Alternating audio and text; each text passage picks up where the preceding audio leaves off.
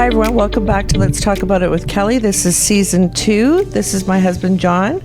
He's the trichologist at our clinic, Freedom Clinic, Toronto. Today's topic is hair transplants. Cool. Yes, this is a procedure for hair loss that... many people do. Yeah, many people do. Not a lot of people, but many people do. There's some important questions, so we'll answer some of those questions.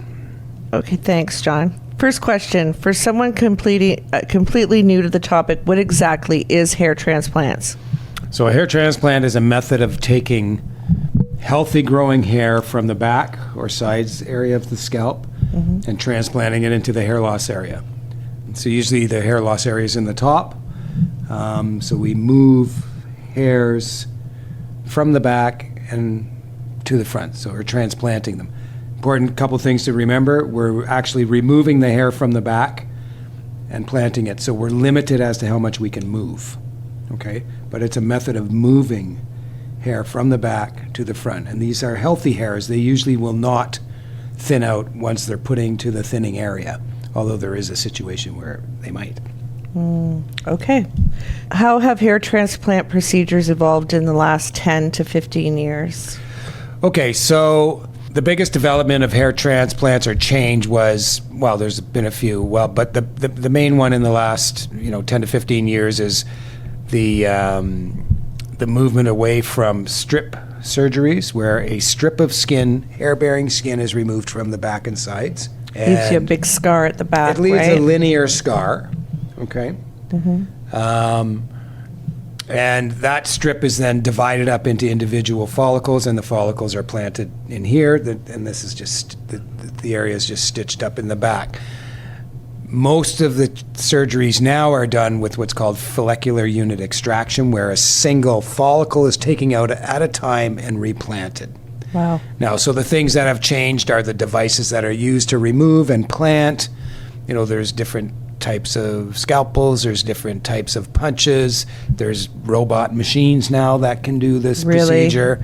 Yeah, Wow. so there's a few different variations on that. Most transplants are done, but there's still the situations where a strip might be a better idea. There are some situations. Okay, thanks, John. What's the difference between FUT and FUE, and how did you determine which one is best for the patient? Okay, so that's what I was just talking about. So Yeah, FUT is the strip method. FUE is the individual follicle removing method. Okay, so how would you use one over the other? Well, if a person has a really tight, packed, thick density of hair in the back, but it's not very wide, then you might want to take a strip, because you're going to get a lot more follicles a lot easier. The strip method is actually, I think it's an easier process in the sense that we're going to really be able to see the follicular units when we're dividing them up and replanting them. Of course, again, things are changing so much that maybe some doctors would disagree with that. But there are situations where a strip method is still a good idea. But most people are doing FUE these days. Okay. And the reason, maybe I'll tell the reason they're doing FUE, most of them, is because it doesn't leave that linear scar. Sometimes that linear scar can get quite large and wide. There is a bit of a misconception that, FUE does not leave any scarring. It actually does, but it just looks differently. They're little tiny dots, white dots all through the scalp. So if you're shaved and you have FUE, you're going to see all those little white dots in the scalp. So you still have to have a bit of hair to hide the donor sites after a transplant. Why would you get a transplant if you're... Oh, you mean after it's done, there's little tiny scars? Yeah, there's little tiny scars. Yeah. So how do you determine what's best for the patient? Like what they want, I guess. Well, there's many basically factors, like I said. So first of all, their density. There could be other factors, and even financial concerns, because it's less expensive to do a strip still. There's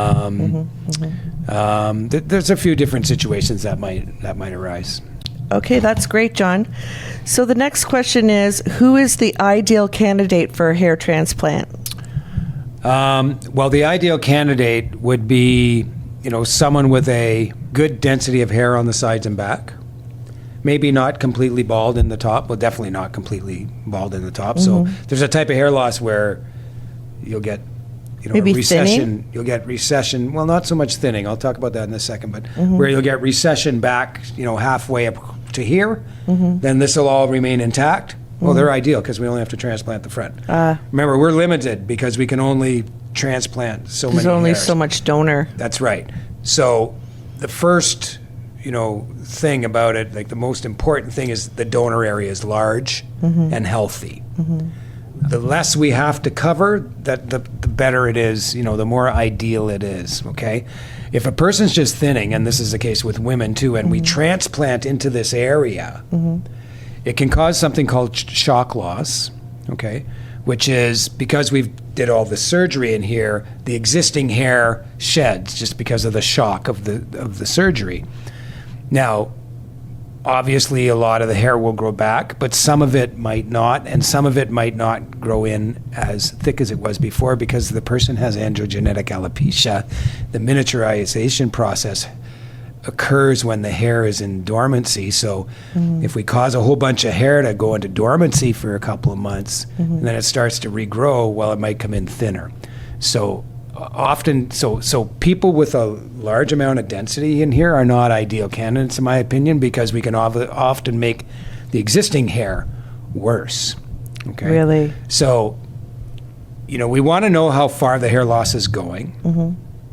We want to stabilize whatever hair is existing on the top, meaning any person who's considering a transplant and they have hair left in here, we need to keep that hair. So we need to treat it. So just because you're getting a transplant doesn't mean you don't need to do treatments. You still need to do hair loss treatments to maintain. So you the have to original hair. determine what type of hair loss they have before you can do a transplant, basically. Well, absolutely. We've got to know what type of hair loss, and we've got to get them on a treatment to prevent further hair loss. But right, because you could have the transplants here, and then all of a sudden you have no hair here in the back. Right, and you can end up with these patches of of transplanted hair.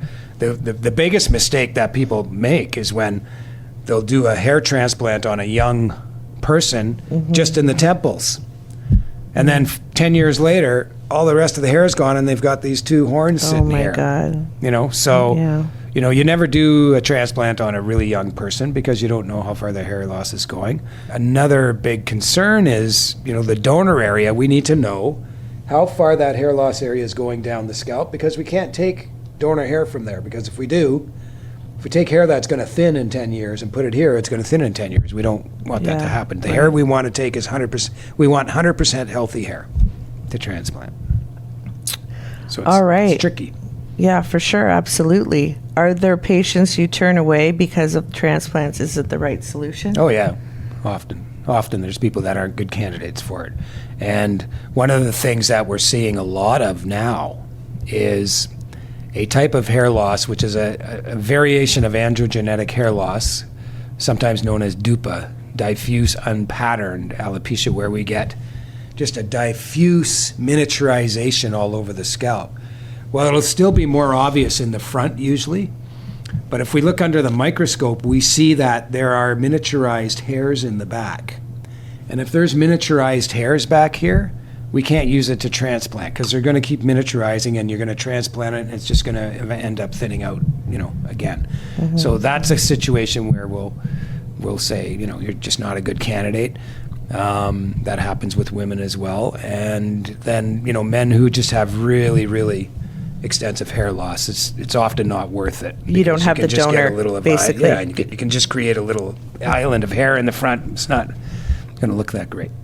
So there's a lot of cases that aren't good candidates. All right. What's the biggest mistake people make when deciding whether to get a hair transplant? Probably doing it too young. Okay, like I said, and they end up with these issues. Another big mistake is trying to create a hairline that's too low. Okay, so not only just filling in this, if we have a lot of hair, a decent amount of hair loss, we want to reestablish a hairline. We can't make a 20-year-old hairline. You've got to make a 60-year-old hairline. Right. Because you're going to be 60 one day. And this is not going to look right, especially if you're thinning behind here. But if you're thinning behind here and you've got a nice recession like this, then your hair's still going to look normal. Right. So the biggest mistakes are doing it too young and doing hairlines too low. Yes. Well, that was my next question was about age. How young is it too young for hair transplants? So Yeah, so what would I you mean, say you're for not age? going to say so much for age. I mean, somebody in their early 20s is probably not a good candidate for transplants, but it does depend on the extent of the hair loss and where the hair loss is going, which again, we can't always predict, but sometimes we can get a good idea. And if we're going to treat everything and do our best to make sure they don't lose any more hair or really slow that process down, then maybe we can do a transplant. In, maybe doing a transplant in the early 20s is a good idea. But age, not strictly, but it's more, how advanced is the hair loss? Do we still have a lot of years of advancing hair loss? And, that can be in a 20-year-old or even a 30-year-old or a 40-year-old may still have a lot of years of hair loss moving forward. So certainly we don't, the younger they are, the more careful, the person should be about getting a transplant. About getting the transplant. Okay, great. What's the biggest myth people believe about hair transplants, or is there any myths? Oh yeah, there's lots. There's a lot of myths. But the biggest myth is that if you do a transplant, you're not going to lose any more hair.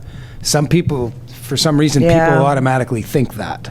Okay, they think, oh, okay, I'm losing my hair. I'll just get a hair transplant and the problem will be solved. Well, no, the hair loss is going to continue. So you tell this to your patients. They have to know that, yeah, the hair loss is going to continue. Therefore, you need to treat the existing hair. Now, most transplant surgeons tell this to their patients. They do. They put them on a treatment program, but many of them probably don't, because there are a lot of people who do transplants and don't do treatments, and they do the transplants because they don't want to do treatments. That's a big mistake. You need to get on the treatment even before you do a transplant, because you want everything to be healthy and growing well. So they think the transplant's the magic, and they think the transplant is a hair. Cure, and it's not. It's not a cure. Hair transplants are not a cure for hair loss. I think that's the biggest thing people are going to take from this. Yeah. Wow. Okay, do transplant hairs last forever, and can they eventually thin out too? We just talked about that. Well, I'll expand on it a little bit more, because this is really important. All right. So technically and ideally, they're supposed to last forever. And in the past, we've already said, yes, those hairs will last forever because these hairs are generally not affected by hair loss. Now, I say generally not affected by hair loss. Here's the thing. It's been happening a lot lately where people with hair transplants are coming in seeking treatment because their transplants are starting to thin out. Why is that? So there's so many transplants being done now. So you're treating the hair transplants now. Well, what's happening and what I've discovered is I can see, so it's really interesting because of the FUE, where they take the individual grafts, right? So they tend to take them from a much wider area, where a strip is only, when you take a strip from the back of the scalp, it's about 1 centimeter wide. So that's your donor area, it's only 1 centimeter wide. So it's very easy to get into an area that is completely unaffected by hair loss. But when we're taking individual follicular units, we're taking from an area that's usually this wide. Well, the closer we get to this crown here, coming up from the donor area, the more likely we are to encounter thinning hair shafts. So when I do my microscopic analysis, I'm seeing little white dots mixed in areas of miniaturization. So that means follicles that are removed are now susceptible to miniaturization. They're going to keep that characteristic when we move it here. If the follicle's never affected in the back, it will never be affected here. But if it's affected in the back, it'll be affected here. So when I do my analysis, you show them too as well. I'm seeing, well, they come in, they say, why are my transplants thinning? And then I go into the back and I see, aha, they've taken donor hair from areas that are miniaturizing. Okay, so. But you think they would look at that, no? Well, the problem is, and again, this is a problem with doing them too young, is maybe it just hasn't gotten there yet. Remember, hair loss progresses as we age, right? It goes lower and lower and lower, it goes lower and lower and lower. We can't predict how low it's going to go, okay? So it's hard to predict. So maybe when they did that, there was no signs of it. But there's a risk with an FUE transplant because takes it from such a large area. So the top areas and the bottom areas, which tend to thin out as well, and the top areas are subject to miniaturization in the future. So it's likely you're going to have some transplants that are going to miniaturize, some grafts that are going to miniaturize with FUE, more so than with a strip, because the strip we can get from that real narrow area that probably will not lose any hair, and it's only a centimeter wide, whereas the FUE donor area is this wide. Wow. Right? So that's an interesting thing. Very interesting. I found this very interesting. Yeah, I found this very interesting, John. Hair transplants. Yeah. So it's an excellent solution for some people. But not everybody. Not everybody, and you want to make sure you're in, the hands of a good surgeon who understands all these little intricacies, and making sure you're getting, the best type of treatment for your specific situation. Wow, that's great, John. I learned a lot from this episode. Okay, good. Okay, great. Perfect. Thank you. You're welcome. See you next time. Bye. Bye.